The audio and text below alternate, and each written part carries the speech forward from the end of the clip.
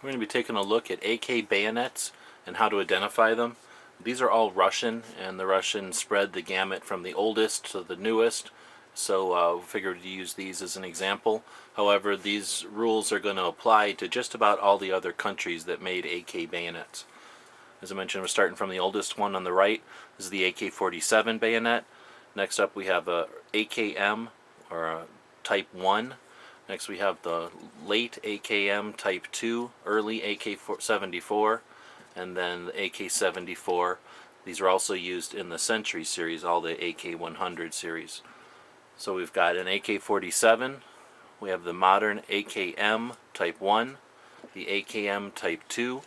However, the AK-74 came out while these bayonets were still issued, so these are also sometimes called early AK-74, and then finally the AK-74s. Now let's take a little closer look at the bayonets and their scabbards. The early AK-47 is a spear point blade.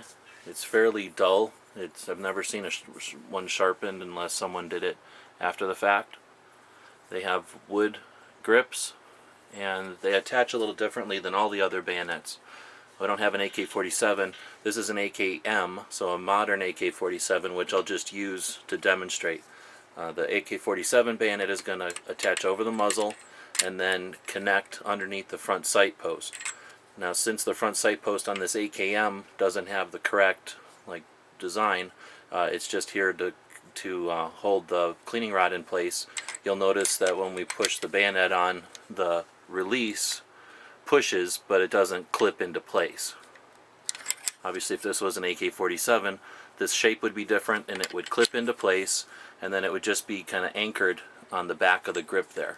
If we wanted to remove it, as you can imagine, you're going to pull on this lever on both ends, which is going to release it from the front sight post, and then it would just come forward over the muzzle and off the back of the barrel there.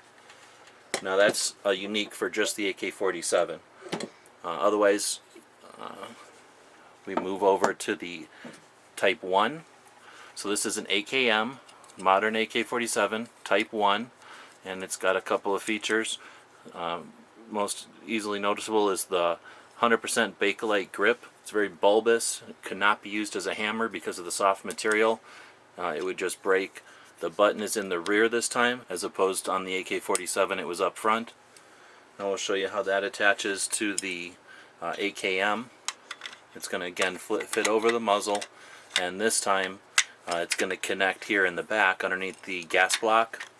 There's a lug shape underneath the gas block, and there's a corresponding shape on the back of the grip.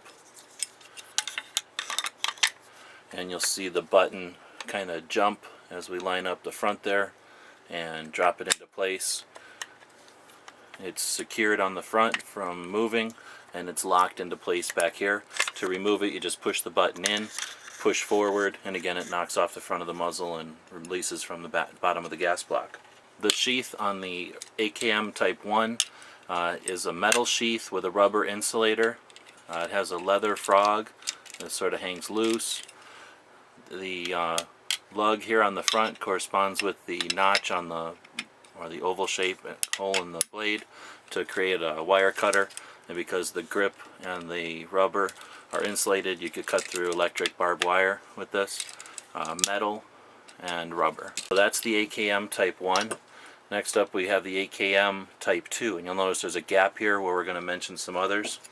So we're looking at basically the same blade shape, same blade features and functions. However, this time we have a different type of Bakelite and a metal pommel. So the Bakelite's a little more dense, a little more like plastic, but basically same operation. There's the corresponding channel for the lug on the bottom of the gas block. The bayonet's going to lock or connect over the top of the muzzle there, and then fall into place over the gas block. To remove it again, you just push the button and push it forward. It's going to come off the end of the rifle. Now, because this was the bayonet at the time when the AK-74 came out, it's going to attach also to an AK-74. The AK-74 has a longer muzzle device than the AK-47s or AKMs, had. So they have a lug here at the bottom of the front sight post. Some of them also had a lug at the bottom of the gas block in case you ever took off the muzzle device. But on this one, we'll just demonstrate here at the end of the muzzle device, just as it was connected to the end of the barrel on the regular AKM. And then again, just going to drop into place there, hold itself into place on the front of the muzzle device, and then be locked into place there. To remove it, same thing, just push the button. Differences here is the sheath is now another Bakelite material. It still has the lug and everything, so still an insulated wire cutter, but now it's 100% Bakelite outer material. Still has a leather frog that kind of hangs loose with the hinge there. Then we have the AK-74s. So before I jump into the AK-74s, I'll just mention that there are some transitional bayonets, and those are bayonets that use the AKM Type I grip with an AKM Type II scabbard. And this would be an example of that one. These are fairly rare, and I've only experienced these with Russians and with Germans. And the other type of transitional would be the scabbard from the older Type I with the bayonet from the Type II. And this is also rare, but let's say more common. You see this quite often with Germans and with Romanians sometimes. This was a more common occurrence than this transition. But these are both considered transitionals. They're older bayonets with newer scabbards or newer bayonets with older scabbards. So that's the AK-47, Type I, transitional, Type II, and now let's finish it up with the AK-74. The AK-74 bayonets, like I mentioned, are also used with the 100 series rifles, the newest AKs, and this is, as far as my knowledge, the most current AK bayonets out there. And I don't know if I'm doing it justice there. It's a really interesting type of blade there, and has some of the same features as the older. The notch still works for the wire cutter. The scabbards are just a different type of plastic now, but still a plastic material for insulation with a metal end for the lug and the wire cutter, and then a leather frog that hangs loose. The grip is 100% plastic.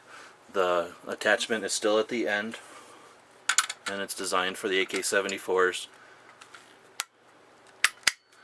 Fits right on over the end of the muzzle device, locks on at the back here, easy to remove. Again, on some AK-74s, if you didn't have the muzzle device installed, you could sometimes connect it over the muzzle and the gas block, like on an AKM, which it will also retrofit onto. So people ask a lot, which bayonet is going to work on my rifle? Most people have AKMs, the Wassers, all the Romanian G-kit builds. Lots and lots of AKs in the United States are built on European AKMs. So everything except the AK-47 bayonet is going to work. All these transitionals, all these Type 1s, Type 2s, and AK-74s are all going to work on your modern AKM. That means they're also going to work on your modern AK-74s, like your Tantals and some of the Bulgarians. So hopefully that was a quick introduction without too much extra information on the various AK bayonets. And again, this information will transfer through Germany and Bulgaria and some of the other countries that have quite a few AK bayonets. Thanks for watching.